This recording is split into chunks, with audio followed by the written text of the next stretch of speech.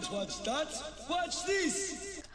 Well, what do you mean by this? Oh, well, this is my channel. Welcome to it. And if you guys do really enjoy it, you can go in, you can click the share button. That really, really helps the algorithm. Go to Twitter, Facebook, Blogger. I don't even know what the crap that is. Reddit, all the stuff. So if you do love that, we also have a join button. You go in, you click the little join button. $4.99 a month. You get all the cool, awesome emojis. Now, enjoy the video. John Boyega is calling out Disney Star Wars again.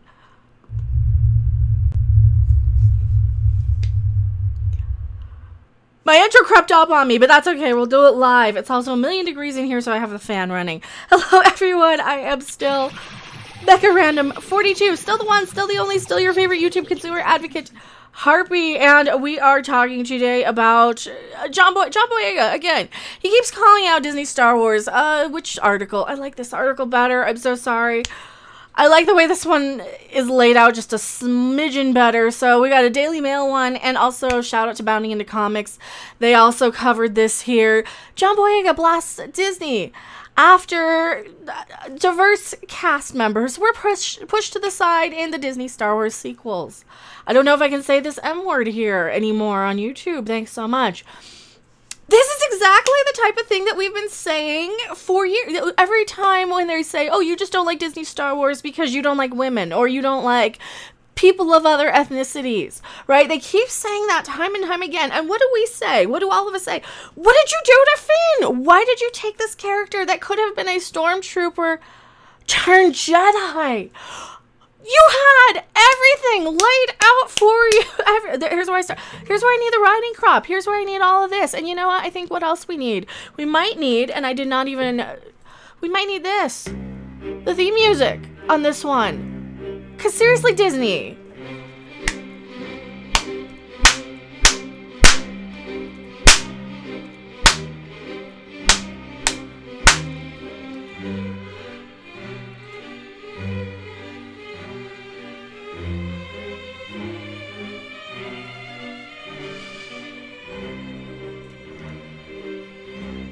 This is what gets me. This is what gets me every time, is that you have these people of a certain persuasion, the people on social media who get a wild hair up their butts to say why they think that you don't like something without actually listening to what you say. And I get a lot of this just on social media in general. I get a lot of these accounts.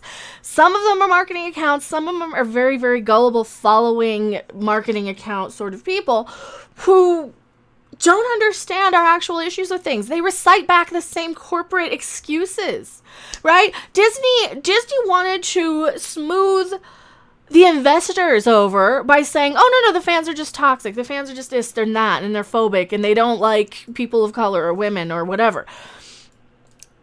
And that's not the case. We wanted to see Finn. Yeah, they're a bunch of hypocrites, David Quintana here. Disney knows how to bow to China. That's all this is. That's all this is. Because what does Disney do? What do people who defend Disney understand about any of this? That the people who actually follow these articles don't, like, they don't understand. Like, we're following this stuff for months and months. We see what they do every time you have a character like two women kissing, for example.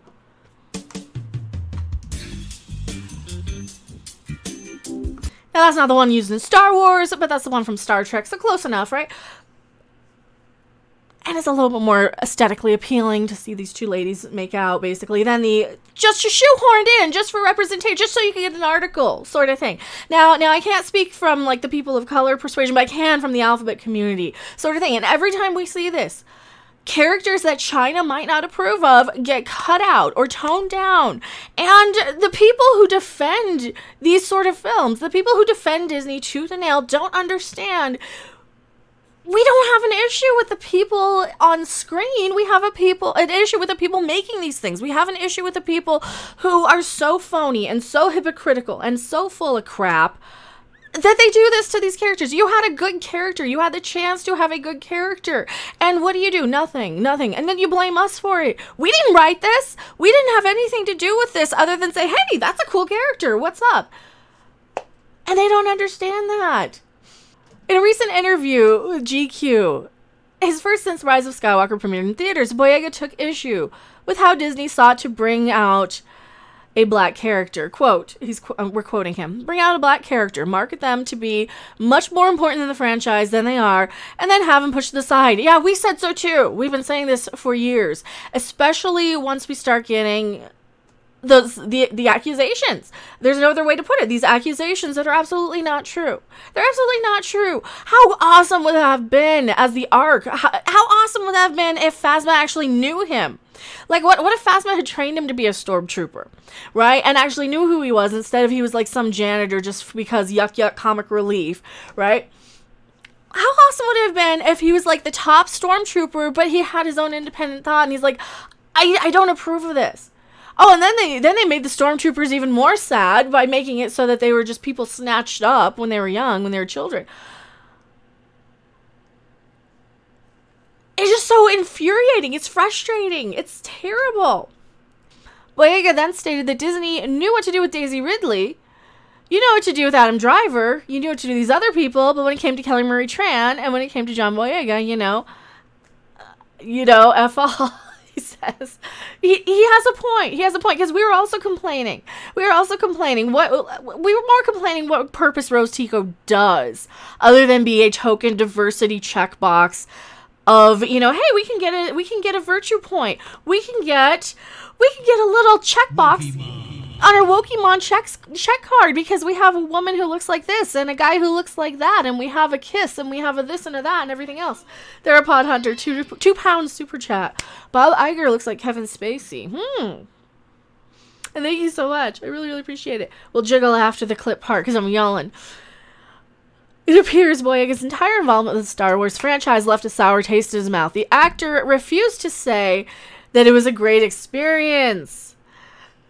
So, what do you want me to say? Asked Boyega before explaining that. What they want you to say is, I enjoyed being a part of it. It was a great experience. No. I'll take that deal when it's a great experience. Well, all right, first off though, I don't know if he was promised the lead, but here's the thing with a lot of these Star Wars actors. Here's the thing that I do have to say with a lot of these actors, a lot of these entitled Star Wars actors. I'm going to flip a little bit here and say, okay, first off, not exactly the attitude to have. Let us fight for you because it kind of looks unprofessional, it kind of looks petty, and it kind of looks like you're entitled, right? You want to be more appreciative of the fact that you're working in Hollywood. So from a hiring standpoint, I think this might make people not want to hire you. Or they'll hire you out of guilt. I don't know. It could backfire either way in this day and age. I mean, this is 2020 after all. But you want to go in and say, oh yeah, it was a great opportunity. I really appreciate the opportunity for being in a Star Wars film. You take whatever you can get. You can take whatever. If they said, hey Mecca, go be in a Star Wars, go be in Star Wars, only you're going to be voicing a CGI character that has, just one little line, and it's ah. I'd say, okay. Do you need my microphone? Do I have to do something special for it? That's. You kind of gotta know how lucky you have it as an actor. Period. Do you know how many thousands of people probably auditioned for this role? Do you know how many thousands of people would trade you places in a heartbeat for your fame, for the money, for the experience to work on a Star Wars film in the first place, right? And I get it that the character was given the crap end of the deal, but at the same time, these actors all come in and they act like, and this is the same thing with the Daisy Ridley video that I did a couple of days ago. They act like they're going to be immediate A-list stars, or they're immediately going to be Tom Cruise. They're immediately, like, just with one role, they're going to be Tom Cruise. They're going to be, they're going to be Will Smith. You're not Will Smith. And just because I'm not a fan of Will Smith, because I find him to be a little cocky and a little arrogant, doesn't mean that he isn't a movie star.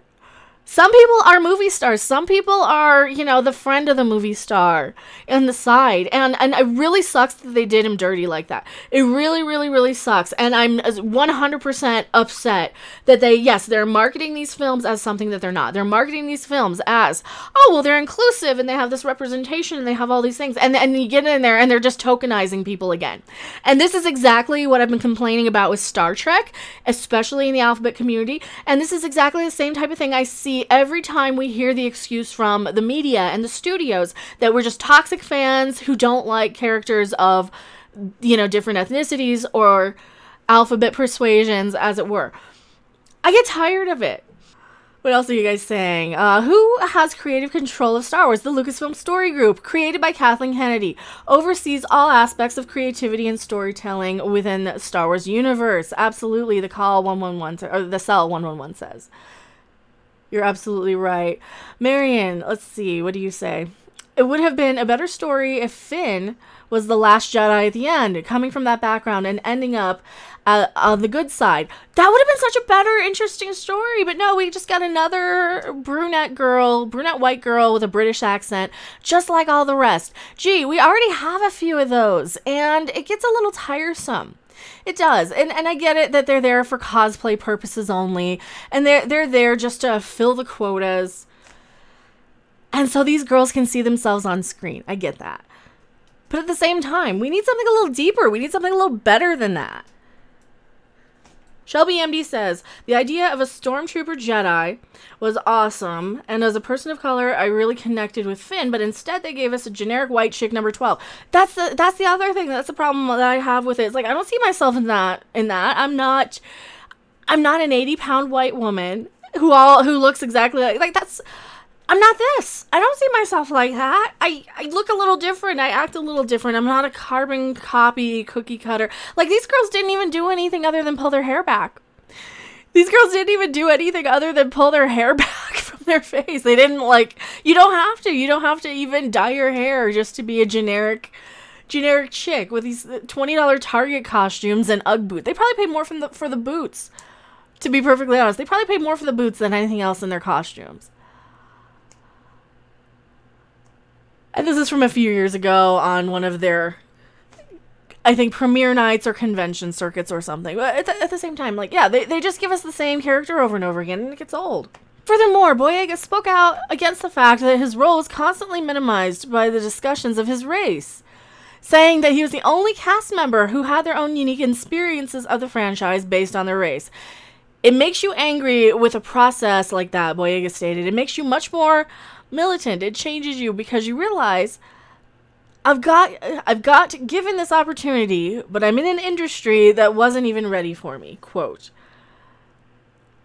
Boyega also discussed how nobody else in the cast had people saying they were going to boycott the movie because they were in it. Well, that was probably China. I don't remember hearing, and this is all Fandom Menace sort of people too, I don't ever remember hearing that anybody was going to boycott this movie. The only people who actually had a problem with Boyega being in the film was, you know who? China. China had a problem with that. That's why they shrunk the movie posters. That's why they shrunk... Here, let me find them real quick. The Chinese posters of Force Awakens. Finn... Let's see if somebody has it just in the images. Where he was removed, the side-by-side comparison here. Here we go. Here's a side-by-side comparison. So this is the American version, right? And then you go to the Chinese version. He's way down here. He's a lot smaller. They moved him to the back. They've scaled him down quite a bit. So here he is all big, and you can actually see him on the poster. And here, oh, no, but there he is, just in the background. So that was a Disney and Lucasfilm decision to appease China. We know that. We understand that that's what they do. Yeah, you kind of use this character as a token. You kind of use this character as a marketing tool, which is really, really disgusting to treat somebody just to sell your movie. Boyega would also make a point to push back directed towards the Rise of Skywalker director J.J. Abrams. Yeah, see, you know who was doing this. These are the people, I can tell you exactly who was doing this, because we have some audio footage and we have some video footage, right? We have some video footage of exactly who was doing all this. And I hate to tell you, I hate to tell you that it's the new fans. It's all these new fans who had a problem with it. The old fans didn't care. We already had people of color in the original trilogy. We already had all this stuff. We were already past all this. You know who does have a problem with all these new fans who want to see the label and the ethnicity and the gender and the pronouns. These are the people who actually have an issue with it. Because if you see all the backlash, this is what they were talking about with J.J. Abrams, by the way. These are the people who were upset with J.J. because of this. Because they loved this. I'm big in it.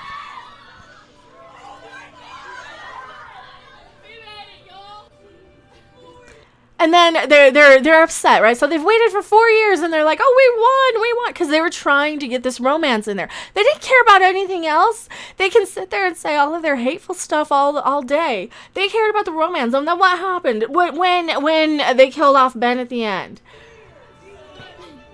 So they love this.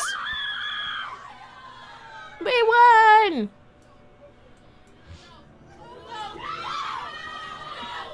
Then they start booing. No. And this is why the new fans hate it. And this is why they were upset with JJ. Those people. Gee, like the super reactionary, crazy people. Those people. Those are the people who actually have an issue with it. Those are the people who get on social media. Those are the people who... those are the people who go after me on social media. Those are the people who went after J.J. Abrams. Those are the people that Kathleen Kennedy wanted to focus on when she decided to focus on all these new Star Wars fans for Galaxy's Edge. These are the fans that they want. They don't want the old reasonable ones, and they just want to make excuses and blame us all when their dumb marketing decisions don't work. And I'm talking about Disney and Lucasfilm with their dumb marketing decisions.